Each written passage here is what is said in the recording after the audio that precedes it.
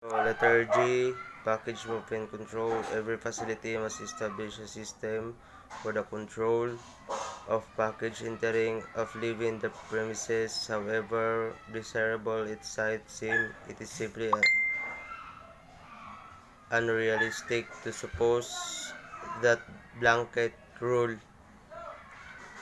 forbidding packages or either in or out would be workable. Such as rule would be damaging to the employee morale and many cases would actually work against the efficient operations in the facility.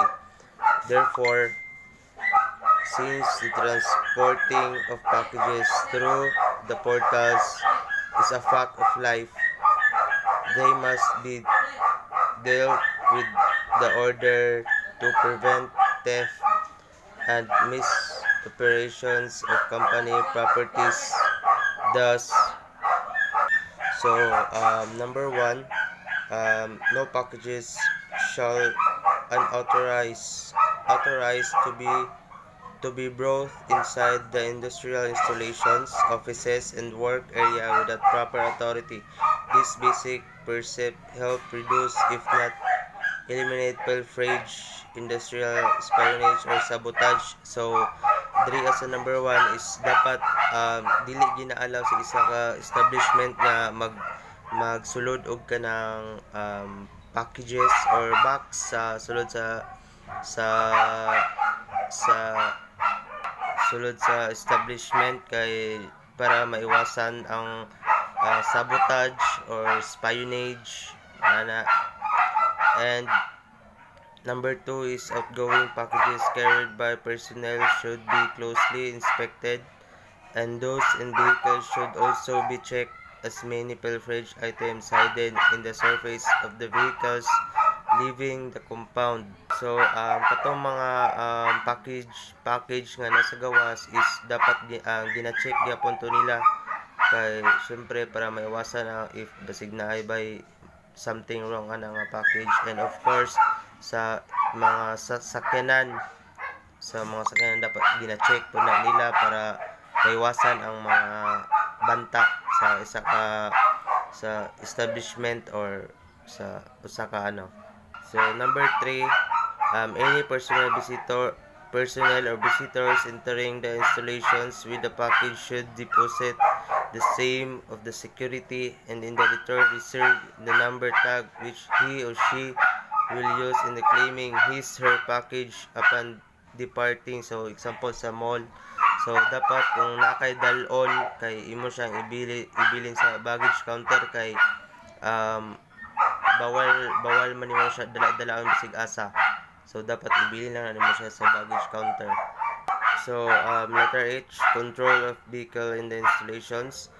Vehicular traffic within the boundaries of any facility must be carefully controlled for safety, as well as the control and transporting of pilferage goods from premises. Thus, number 1, privately owned vehicle personnel visitors should be registered and are subject of the identification and admittance or procedure. So dapat ang mga example is if nakay sakyanan mga private owned vehicle dapat naka-register na siya dapat, and of course para madali siya matiman-an. And number 2 is vehicles should be subjected for search and entrance and exit of installations. Number 3 is all visitors with vehicles should provide the security as to the complete details of their durations of stay, persons to be visited, and other information. So, example, ang pasabot ato ma'am is katong mga visitors nga na mga sakyanan, so dapat dapat nagito sila seguridad no para ilang sakyanan is safety, as well as sila pod dapat maging safety pod sila. Number 4 is all vehicles of visitors should be given a sign sticker be placed on windshield. So for example sa mga mall, sa mga parkinganan, if mosulod ka dito nga nakasakyanan ka taga butangan og sticker ang imong sakyanan timailhan nga naa ka sa sulod. And number 5 is traffic warning signs should be installed in the entrances in order to guide the visitors in their destination well to provide them with the necessary safety precaution while they are inside the installation. So uh, sa inigdayan pasulod mo sa parking na dapat nakabutan dira nga traffic warning sign para dili mo magduot, para dili mag para align lang ang mga sakyanan, dapat yan ang dili magbangga-bangga. Number 6, security personnel must constantly supervise parking areas and make frequent spot searches of vehicles forward there. Letter I, building access control. At any physical barrier, a security system must possess the ability to distinguish among the authorized persons, unauthorized visitors, and other unauthorized persons. This is to assist the security personnel protect sensitive and information within the installations. Appropriate warning signs should be posted at the building perimeter. Special restricted entry facilities to public access should provided.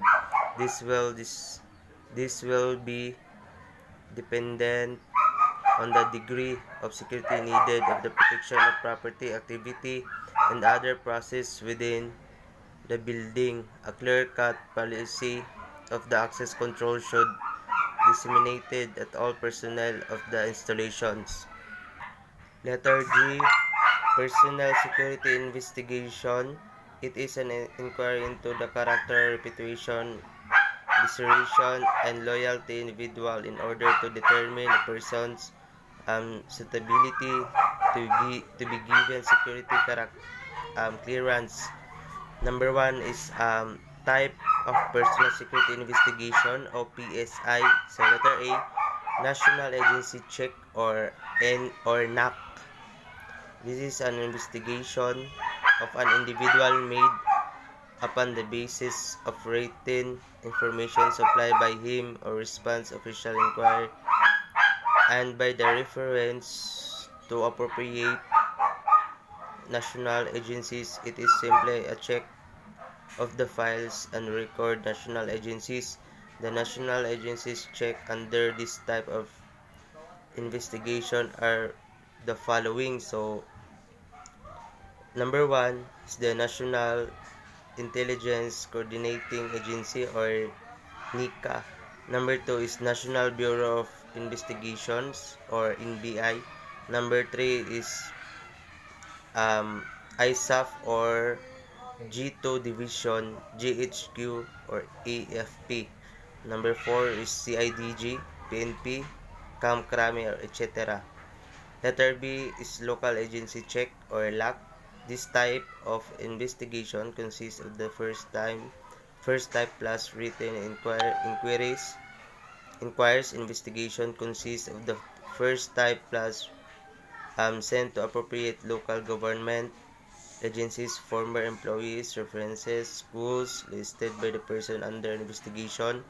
The local agencies normally check besides the past employment. Schools reference are the following. So number 1, animam is place of the locality where the individual is resident. Number 2 is mayor, police, fiscal, judge of the locality where the individual is resident.